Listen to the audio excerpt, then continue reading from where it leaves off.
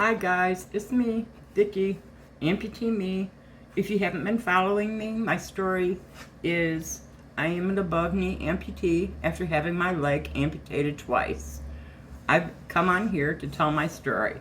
First, if you could please hit that like and subscribe button for me, it would help greatly to grow my channel. I'm going to explain this. Isn't he something? I asked my husband when I was in PT to pick me up a ball that I needed so I could practice some of my PT movements at home, my PT exercises. So this is the ball he picked me up. And it's totally appropriate. I don't know if you can see, but without your leg being on, your prosthetics being on, you stick it between your legs and you squeeze as hard as you can in between your legs for a count of 5. 1, 2, 3, 4, 5. And you do 3 sets of 10 of those. But the look on his face is appropriate for being squeezed to death. Alright, enough of the ball. Today I want to talk about handicap shaming. Now, I know you all have been there. We've all had our struggles. We struggle with whatever happened before our amputation that led up to the amputation. We struggle with the amputation and the healing. We struggle with getting fitted for prosthetics and the proper prosthetics. We struggle with learning how to walk again. Every day is a struggle for me. I struggle to keep my balance. I struggle to improve my gait. I struggle to keep from falling. I don't want to fall. Luckily, I haven't fallen yet on this leg, but I have taken a flip out of the wheelchair on the cement outside, and that wasn't a good idea. Anyway, we've all done it. I never imagined when I was younger that I would be in the seat I am in today, being an amputee. I have seen, not very often, an amputee, and I've looked. Curiosity makes you look. They're different. I'm talking about those looks that look right through you and make you cringe and make you feel like a handicapped person. I have come across it. The first time was in the elevator going to the cardiologist's office. There was an elderly lady in there. I mean, I'm an elderly lady, but she was older than me. And she just stared at me and stared at me and stared at me.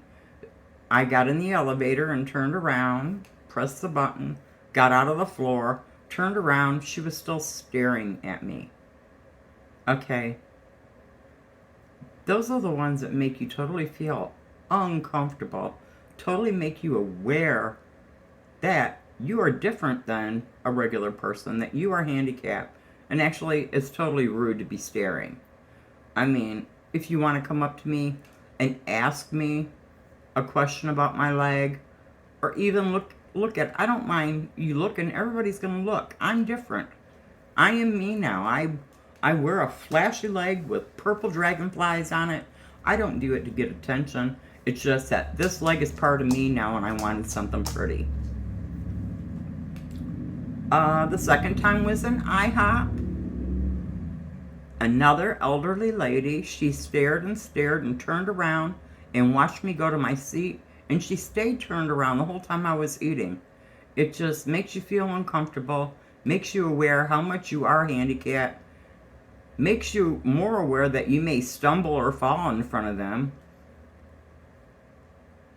I mean, like I said, the staring is downright rude.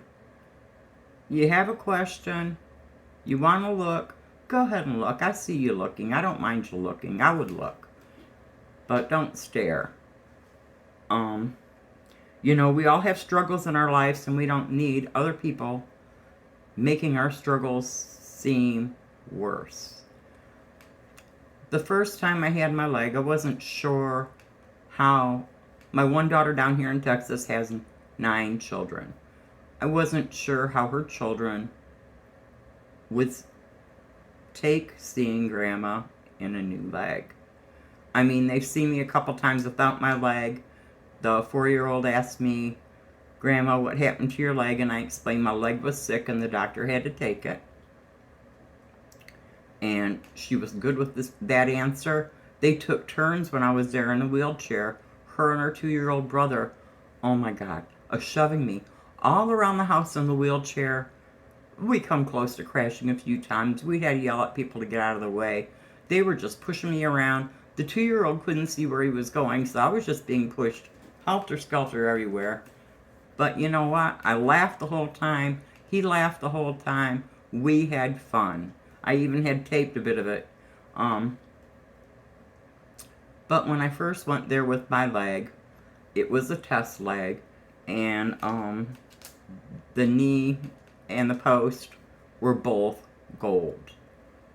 My 4-year-old granddaughter seen me when I was approaching up the sidewalk and said, oh, Grandma, wow, you got the golden leg. And come running up to me like I had just won some big prize with the leg. All right, so they accepted the leg well. But what about people that don't accept the leg? First thing that I really wanted to do after my amputation was drive. I hadn't driven in almost 2 years because of the pain, so much pain in my leg. I just didn't go anywhere unless it was to a doctor's appointment and my husband would take me. I wasn't driving. So I really wanted to drive again. And okay, so I can't drive with my right leg. I push it sort of under the seat in hopes that it don't slide out and get in the way of my left foot, and I drive with my left foot. So I was so happy to be driving on my own, and I was so happy that I could drive myself to PT. I didn't have to ask my husband to take off work to take me to PT. So I drove up to PT, and at the time I was using the cane to get from the back door to the front seat because I used a walker. I kept a forearm cane in the back seat, and I used a walker to the back seat, would collapse the walker and put it in the back seat. I did it in the front seat for a while, and it was just too much to get around the steering wheel with it. I put it in the back seat, grab the forearm crutch, close the back door, and go up to the front seat. So I pull up to PT, get in the handicap parking space, get out with my crutch.